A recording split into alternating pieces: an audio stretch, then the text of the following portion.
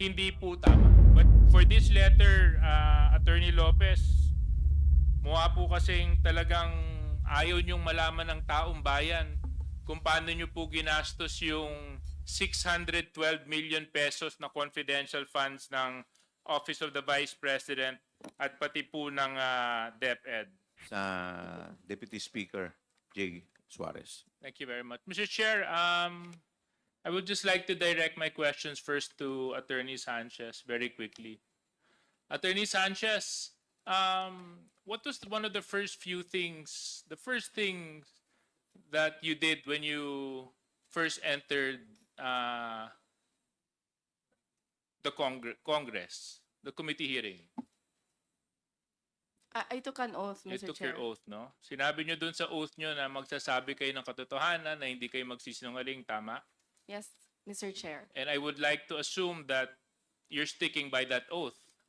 Yes, Mr. Okay. Chair. So let's just go back a little bit in memory lane, Attorney Sanchez. When we last had a chance to converse, ito pong November 11, babasahin ko lang po itong transcript natin. Nakasulat po dito, Ms. Sanchez, Mr. Chair, based on documents, you mentioned that you have no details about the confidential fund. You Yes. mentioned that you have no information or knowledge about the confidential fund. Is that correct? Yes, Mr. Chair. You also mentioned that although you are part of the planning, the actual liquidation and utilization, wala po kayong kinalaman. Sinabi niyo po yun. Mr. Chair, for the planning aspect, Mr. Chair, I was only the signatory as noted by in the physical and financial plan. But as to the specific details, And Mr. then, Chair, yes, I have and then no knowledge. I mentioned, kayo ang finance and administrative officer. You have full knowledge and control over the operations of the Office of the Vice President. That is part of your responsibility. And I stressed the question. My question was, who has knowledge and information over the confidential funds, the utilization and the liquidation? And you mentioned that that, Mr. Chair, based on the documents, I would presume it would be the Special Disbursing Officer, Mr. Chair. yes, other than the Special Disbursement Officer, you mentioned the name Miss Gina Acosta. Is that correct? That's correct, Mr. Chair. Yeah. And I asked you, Miss Gina Acosta holds office under whom? And you mentioned, That she is assigned to the Office of the Chief of Staff, Mr. Chair. yes. And the Chief of Staff being Attorney Lopez, Mr. Chair. Attorney Lopez. ZULEIKA Lopez. The Yes, person Mr. Chair. behind you. The person beside you. Okay. Now, Yes, Miss Mr. Chair. Lopez. Gina Acosta works directly under you. Is that correct? Your Honor, Ms. Gina Acosta is one of the employees. No. My Under question the is, Office of the she Chief works of Staff. under you? Under the Office of the Chief of Staff, Your Honor. Yes. So you have management control, supervision over her? In certain cases, Your Honor, because Ni Lopez, it's something na I've been noticing about the way you've been answering. oh, You've yes. been very selective and evasive. Just categorically just say, because I'm starting to believe na you're trying to paint an image of a chief of staff that's not actually the role of a chief of staff. I've worked with many chief of staff, and chief of staffs have full control, knowledge, and information about what happens internally and externally in every office. But parang dito sa lagay mo, hindi yata ganon. So anyway, my question is, Gina Acosta works under you o hindi? Yes. Okay. She answers to you, yes or no? Yes, Your Honor. So if she answers to you, she's the SDO. Therefore, you would know about her activities, her responsibilities, and duties as the Special Disbursement Officer. No, Your Honor. No. I was not the person who designated her, Your Honor. No. That's not my question, Attorney Lopez. My question is, she works under you. You confirmed. You manage her. Yes. Now, my question is, Attorney Lopez, Gina Acosta, you confirmed that she works under you. That is correct? She works with the Office of the Chief of Staff. Yes, and you are The Chief of Staff. there you go, right? Now, because she works under you, you supervise her activities, correct? Certain activities, Your Honor. Why is it that somebody will work under you and you can only supervise certain activities? Because she works with the Office of the Chief of Staff, Your Honor, as admin officer, not as disbursing officer. So I only have a direct hand in her work as an admin officer, which is personnel management. Kasi ang Supplies sinabi and ni Attorney procurement. Sanchez, pagdating sa confidential funds, Attorney Lopez, matanong na kita, may information ka tungkol dito? Meron o wala? Wala po. Wala. Eh bakit sinabi ng katabi mo na pagdating sa confidential intelligence fund ng Office of the Vice President, tatatlong tao lang ang may knowledge at information dito? Ikaw, Gina Acosta, at si Vice President Sara Duterte. Yan ang sinabi ng katabi mo. Here. So, please explain to me, why would the person beside you say that and you would deny that? Your Honor, I cannot answer. Are you gonna fire her too? I cannot answer for Director Sanchez, Your Honor. I know, can but only my answer for question myself. is to you, Attorney Lopez. She has that opinion. It's on record, under oath. 3 people have knowledge and information on the confidential funds. You, Gina, the person that works under you, and the Vice President. So why is it now that when I'm asking you, wala kang kinalaman?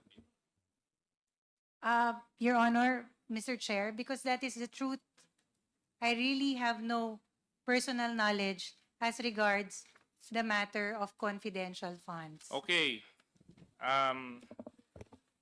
Kung talagang wala kang kinalaman, Attorney Lopez, sa utilization ng confidential funds, why is it that on April 19, 2024, where your signature is affixed to a document that was forwarded to COA, ikaw ang sumasagot sa audit observation memorandum ng COA kung wala kang kinalaman sa confidential funds? Eh bakit ikaw ang sumasagot kung wala kang kinalaman? Your Honor, as I mentioned earlier, all external communications come from that Office of the I Chief know. of Staff. But Attorney Lopez, you're not making sense. You just mentioned that you have no knowledge and information about confidential funds, and yet, to the AOM of COA, ikaw ang sumagot. Your Honor, with all due respect, respectfully, even for other regular audits, ako po yung all external comms, I sign off on it. It's a And matter also, of course. Attorney Lopez, I'll bring you back to another document. August 21, 2024, muli na naman po kayong sumulat kay chairman ng COA. At dito, sa laman po ng sulat ninyo, ipinapakiusap ninyo na kung maaari, wag i-share ang audit observation ng COA sa Kongreso. Noong August 13, 2024, nag-issue ang House Committee ng Appropriations ng subpoena, Duces Tecum, sa COA kaugnay ng COA Audit Report tungkol sa pondo ng OVP at DepEd. Matapos ang ilang budget hearing kung saan tinalakay ang paggastos ng OVP at ng DepEd Secretary ng pondong ito na umaabot ng 125 million pesos sa loob lamang ng labing isang araw. Totoo po ba ito?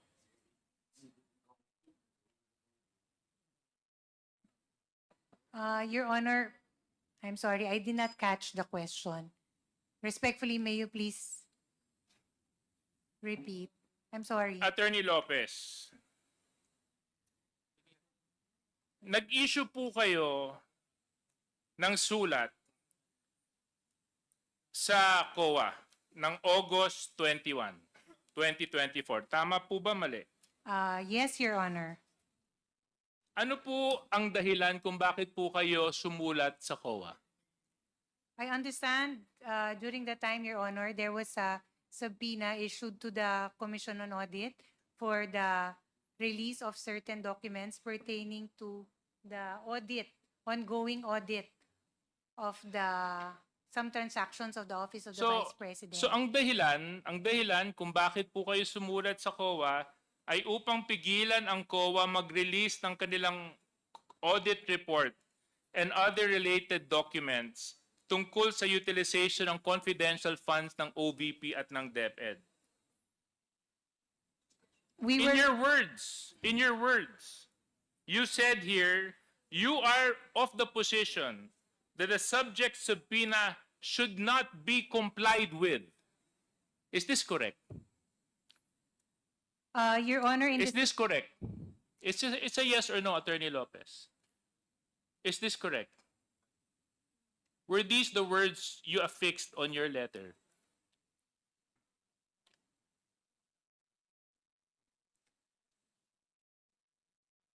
Your Honor, It's a yes or no, Attorney Lopez. Oo lang po at hindi. Nandito po yung copy ng sulat. Kung gusto niyo po, bigyan ko po kayo ng copy ng sulat ninyo. may I please At have saka a copy? nandito po yung signature ninyo sa kopya, sa sulat. Your Honor, respectfully, may I request a copy of the said letter? So I can... Comsec, can you please give this to the person who has lost her memory?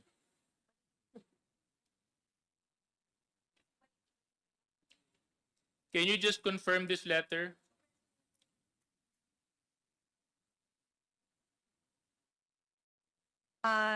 Yes, Your Honor. Okay. Indicated in Anyway, the second Comsec, can I have paragraph. my copy back? Since she has confirmed the letter. Okay. Thank you.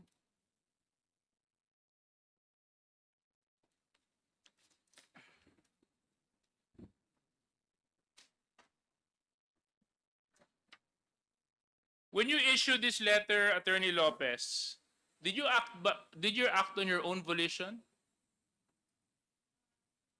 Yes or no? No, Your Honor. Hindi. Hindi kayo nag-iisa. So sino ang kasama ninyo nung ito po ay inyong ipinarating sa Commission on Audit na hindi dapat sila sumunod sa subpoena duces tecum ng Kongreso? Your Honor, this was a matter I consulted with Mr. Lemuel Ortonio. Kayong dalawa lang. Yes, Your Honor, for the matter of the requesting COA. So, ang sinasabi mo, walang alam si Vice President tungkol dito?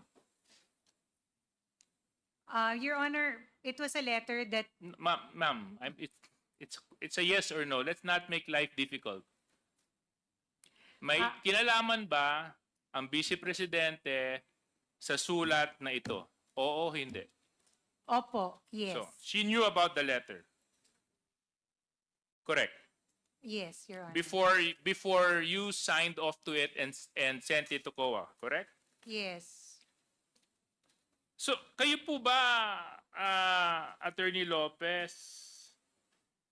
Kasi ang dating po sa amin nito ay una, hindi nun nire-respeto yung subpoena authority ng Kongreso. Pangalawa, parang sinusupil nyo yung karapatan ng mamamayan malaman kung paano ginagamit ang pondo ng mga ahensya na pinagkakatiwalaan ng mamamayan. na pagdating sa oversight function ng mababang kapulungan at ng Senado, kung ito man ay kanilang gagamitin, ito ay hindi nyo kinikilala. Dahil sa sulat na ito, ipinapakiusap ninyo sa COA na huwag sumunod sa subpoena na inisyu ng Kongreso para hindi ibigay ang COA report sa Kongreso. At sa aking pananaw, this is one way of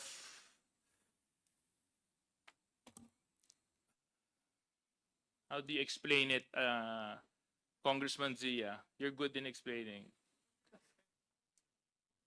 Of covering the truth. Tinatakpan ng katotohanan. Kasi kung wala naman kayong tinatago, di ba? Kung wala naman kayong tinatago, ba't nyo pa papakiusapan yung isang ahensya na hindi i-share ang mga dokumento patungkol sa isang investigasyon na isinasagawa ng isa pang ahensya? Di ba? Ngayon, Attorney Lopez,